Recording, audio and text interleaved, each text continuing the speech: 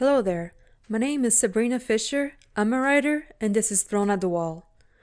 The series of video where I expose my ideas that did not make the cut, but maybe you can get inspiration out of it. So sit back and watch me get things done while I tell you about the abandoned projects in a file titled Shit Thrown at the Wall. Today's gem in the garbage is titled Willa's Christmas Adventure.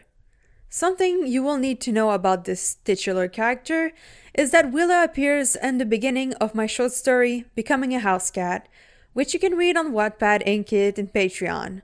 Links below. It is 18 plus, like all my stories. Sorry, no kids allowed.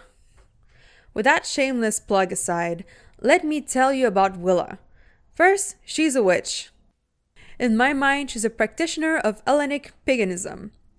She's a follower of Hecate and is powerful when it comes to lifting curses. For example, in the story she appears in, she has lifted a divine curse. It was preventing a cat shifter from taking skin for the past 20 years. Another thing about this character is that Willa is living her cottagecore life.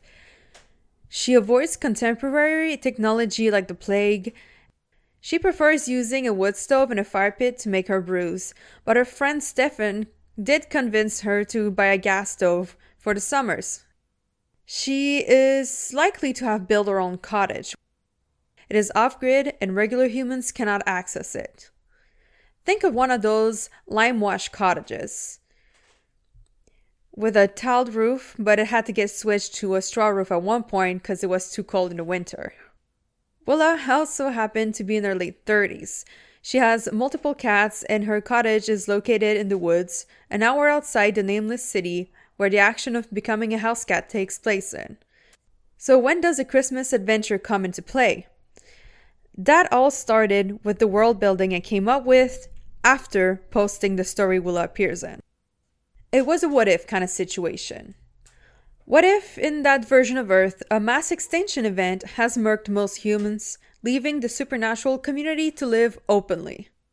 Willa's Christmas adventure was meant to be set in late November to early December.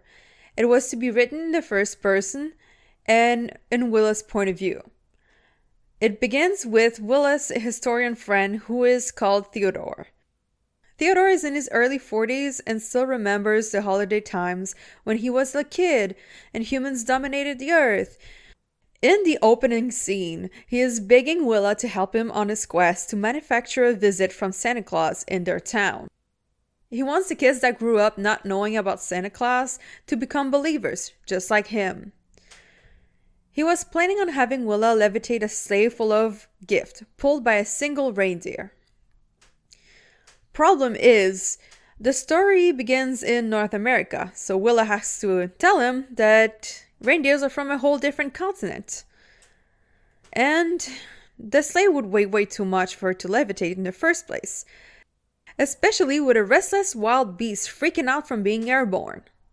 They could try to get away with asking their acquaintance who's a moose shifter, but nonetheless it would all be way too heavy.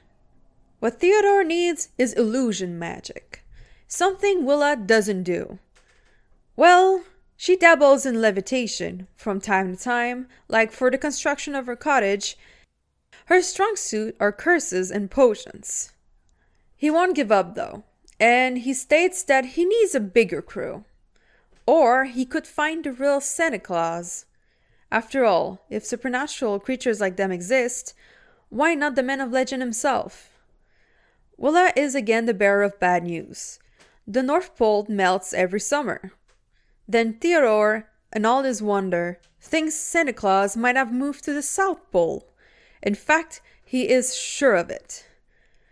Willa gets drawn by his enthusiasm, and she also happens to have a soft spot for him.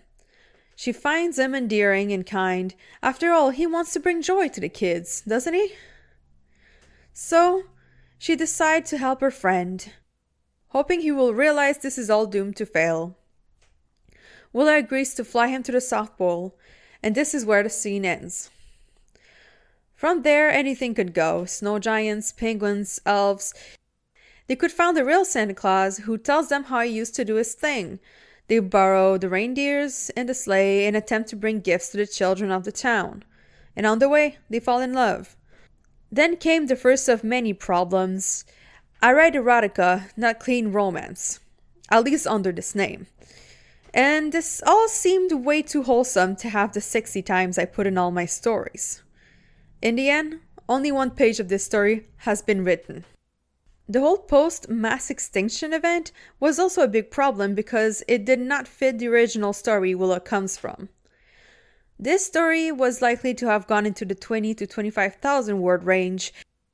It seemed way too big when I was not that interested in it, not past the what-if scenario. Since I had better stories to write, I'll let go of that one. If you want to read those that have made the cut, check the links below. This was Thrown at the Wall, and I'm Sabrina Fisher. Wishing you good luck in your endeavors. Thank you for watching.